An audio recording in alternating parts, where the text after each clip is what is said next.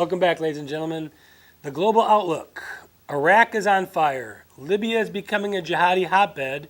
China and Russia are increasingly hostile towards the United States. And what's being done? Nothing. Londonistan, where Muslims are now the majority, elects its first Muslim mayor as Italy is set to double its baby bonus to fight what Italians are calling a birth rate apocalypse. Let's start with that for a second, because we've talked about this over the years about Western nations and their lack of populating to repopulate the population, where we're only doing, I think, less than 2 children per family, where the rest of the world is doing 6 and 8 kids per family, and it's only a matter of time before they're majority. This has happened all over Europe now, and the Catholic Church, of course, made that a mandate that you should have multiple children and so on. All that's gone now. And after the Second War, when millions of people were killed, there weren't only 6 million Jews, there were another 10 million others. And we've never repopulated after that. But there's also a cultural push to promote the gay lifestyle, to promote single-parent families, to promote the hatred of men, basically, the way I see it. No, I don't agree with that at all. I think that may be a side issue. The real thing is now women feel that they don't want to be baby makers. I mean, yeah, I think having 2 children is probably the average now for the women who are married who don't want to go out and get a job. So what do you think of Italy having a baby bonus, where they're actually going to give you subsidies to have more children? I think it's as good as anything else. Germany had a baby bonus, when Hitler wanted cannon fodder. Germany went, I'm not kidding you, they were giving bonuses. And Russia.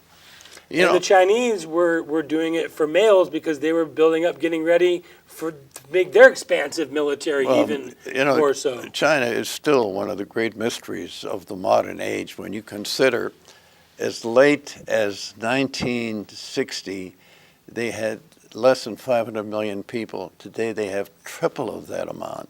And I still don't know where all those kids came from. I mean, and they've never had a limitation on it until they had the one-child law that came about, I think, about 15 years ago. And they nodded and winked at it. It never was really. And now they've scrapped it. Yeah, now they've scrapped it. So Western nations had better wake up and face the reality that they are being outpopulated. Oh, come on, what do you mean wake up? The Western nations are finished. The Western nations are history. We want to go back to before the First War, when 80% of the world was controlled by the Western nations, especially Britain. Exactly. Now, Europe today has got 500 million people and has no clout whatsoever. It's just a subcontinent sticking out of the great corpus of Asia. What do you think of Boris Johnson saying that the EU was basically a Nazi idea? Well, I think that's one of the dumbest thing that guy is, he's got to be smarter than that. I know the guy had some fallacies, but what he was saying was that Hitler, with brutality and Germany in charge, took over all of Europe until they stubbed their toe on Russia. I don't think they felt that Russia was going to give them the hard time that they did. But June 22nd, 1941, when Germany invaded Russia, was their high point. And there might have been some divine providence involved in that as well. You walk into the worst Russian winter in the history. I happen to believe a lot of that, by the way. I'm a spiritualist in that sense. It could very well have been. This is God's people that Hitler had it out for, and take a step too far and you go right off the cliff. Some people may not believe what we believe, but I happen to think you're absolutely right. Hitler was doing the work of Satan. And Satan said, get rid of the Jews because they're the ones that God created in order to spread his word. And he did a very good job, because I have read everything anybody could ever be writing about Hitler. It's almost a mania, a passion with me, and I still don't understand why he was not only an anti-Semite, but a murderer of all Jewish people. There's nothing in his background that would indicate that. You know, the Dr. Bloch, who kept his mother alive for 2 years, he loved him. When Germany occupied Austria, he not only got him out of Austria, but he sold his properties, he gave him extra money, and the guy wound up at the University of Chicago. So it doesn't make any sense. Hitler's medal, he got the Iron Cross second class, was given to him by a Jewish officer. The place where he stayed in Vienna, for a flop house, he stayed there for nothing. Well, Hitler was basically an agnostic, was he not? Well, he was a young Catholic. I mean, he was a kid, but he never practiced it. No, not even an agnostic. I think he believed in his own religion, where he was the great, God. Yeah, there's things about him. I'm telling you, and nobody has ever really explored it to my satisfaction. Why he was as powerful. And this had to come from some other force that we can't understand. This guy was a loser. You know, people would stay away from him. He was really the guy. He printed postcards and couldn't sell them. I mean, if you ever wanted to see a loser, look at his background until he got involved with Goering and Goebbels, and Germany had a crash like we did in their stock market, and suddenly he becomes the main leader. And also, speaking of divine providence, we've got Einstein, who is in America, who ends up helping us build the weapons that we end up using to stop the war. I mean, there's a lot of spirituality in all that. But that's an interesting point. You're absolutely right. Without Einstein, we wouldn't have had the bombs that were dropped on Hiroshima and Nagasaki, which Mr. Obama wants to apologize for now. Yeah. So we would kill about 1 million Americans, ending the war in the Pacific. I think he's going to create apologies no matter, he can just go anywhere and apologize for us. London just elected its first Muslim mayor. The majority of London, I've spoken with people from Britain, that they say 70, 75, 80% of London is Muslim. Yeah, it is.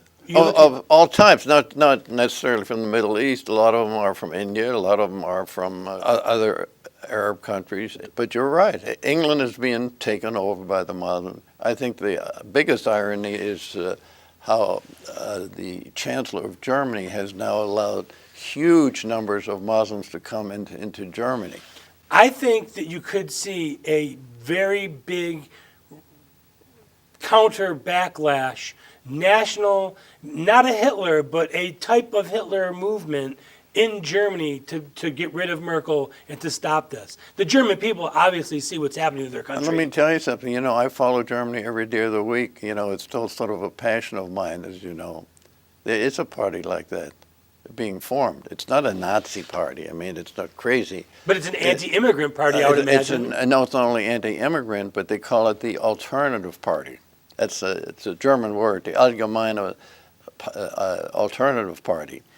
And they, in provincial elections, which they've had in the last year, they haven't stood yet in a national election. There hasn't been one. But in the provincial elections, they came in second place. And I think we just saw a pro-Trump type of candidate just win in either Thailand or Malaysia in the last couple of weeks.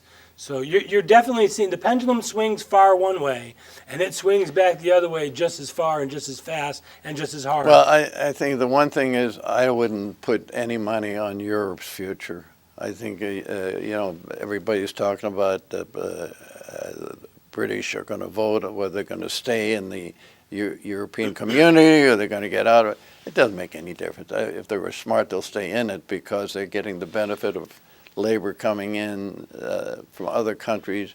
They're able to trade more effectively with other countries in Europe as being part of the European community.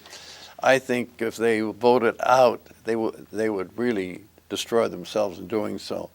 And they are being, that basic position is being backed by the Labour Party and opposed by the Conservative Party. So the thing is, we'll see what happens. I don't think just any more than when Scotland was trying to get out, and that fell apart. What's England got left? You know, anybody that looks at history and say, wait a second, back in 1914, as you say, 80% of the world was a big part of that Dominated. 80% was dominated by the British in Africa, in Asia, in America, Australia. And today, it's a couple islands floating off the continent of Europe. France is in big trouble. Holland, Belgium, Netherlands, all of them. Yeah, that's what I'm saying. There's 500 million people make up Europe, but And they yet- have no particular The consequence. John Kerrys and Barack Obamas of the world want us to be exactly like that. Oh, absolutely. He was just talking about be ready for a borderless world. He was giving a commencement speech, John Kerry, a couple weeks ago. A borderless world. How in God's green earth could you have a sovereign nation with a borderless, with no borders? But that's what he wants. He wants humanity should all be one for all and all for one. You know, he's living in a dream world. Of course, you got to give him credit. He married 2 billionaire wives, so he's not that stupid either. No. We need to take a brief time out. Our Homeland Security, Political Insider, and The Moment in History are coming up. Again, if you want to watch any of the show, catch any segments, it's simple. Just go to YouTube and search Morris Beschloss. Remember to like us, recommend us, and leave comments and share with your family and friends. The problem with socialism is you eventually run out of other people's money. The quote of the day. Who said that? I'd be darned if I know. Oh, Margaret Thatcher. Oh, yeah?